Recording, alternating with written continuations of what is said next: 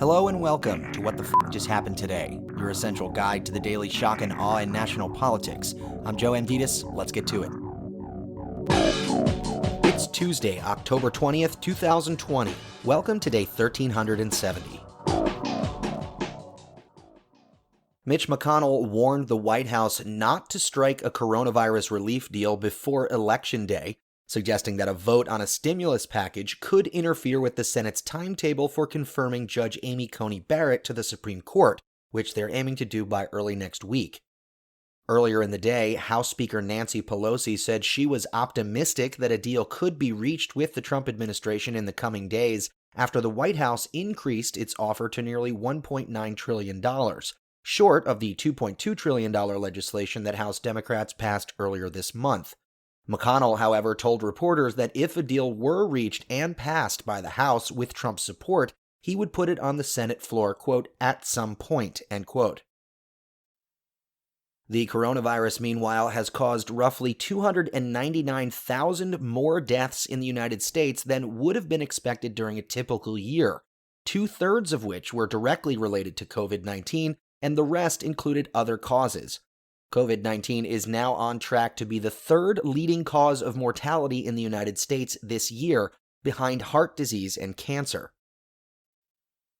Meanwhile, the CDC issued new guidelines that all passengers and workers on planes, trains, buses, and other public transportation wear masks to control the spread of the virus. The recommendation falls short of the CDC's previously drafted order under the agency's quarantine powers, which would have required masks on all forms of public transportation, which transportation industry leaders and unions have wanted. The order was blocked by the White House. Moving on, the Supreme Court allowed Pennsylvania to count mail-in ballots that arrive up to 3 days after Election Day, rejecting a Republican request to stop the pandemic-related procedure approved by the state's highest court.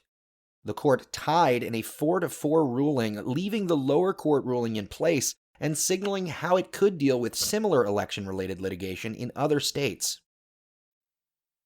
In debate news, the Commission on Presidential Debates announced that it will mute the microphones of both Trump and Biden, allowing each candidate to have 2 minutes of uninterrupted time at the beginning of each 15-minute segment during Thursday night's debate.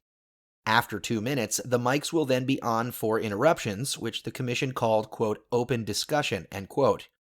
The 90-minute debate will be divided into 6 15-minute segments. Back in D.C., the Justice Department argued that Trump's denial of a rape allegation was an official presidential act, and he should not be sued personally because he, quote, addressed matters relating to his fitness for office as part of an official White House response to press inquiries, end quote. E. Jean Carroll sued Trump for defamation after he denied sexually assaulting her in the 1990s. On September 8th, however, the Justice Department and Attorney General William Barr intervened in the case on Trump's behalf to transfer the lawsuit from state court to a federal district court, substituting the federal government for Trump as the defendant. And finally, Trump told his White House Chief of Staff Mark Meadows that he didn't mean it literally when he tweeted that he had, quote, fully authorized the total declassification, end quote, of documents related to the Russia investigation and Hillary Clinton's emails.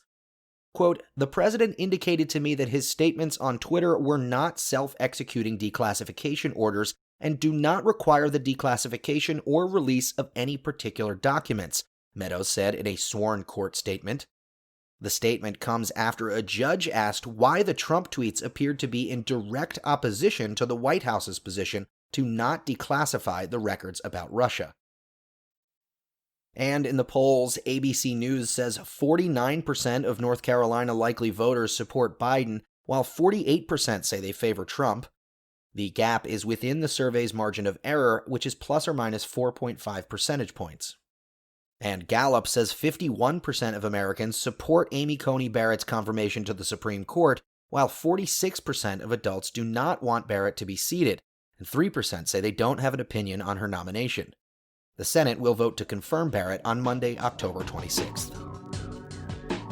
That's all for now. You can find the links and sources for all of these stories on the main website. And as always, visit whatthefjusthappenedtoday.com for the latest news and headlines. Until next time, I'm Joe Amditas.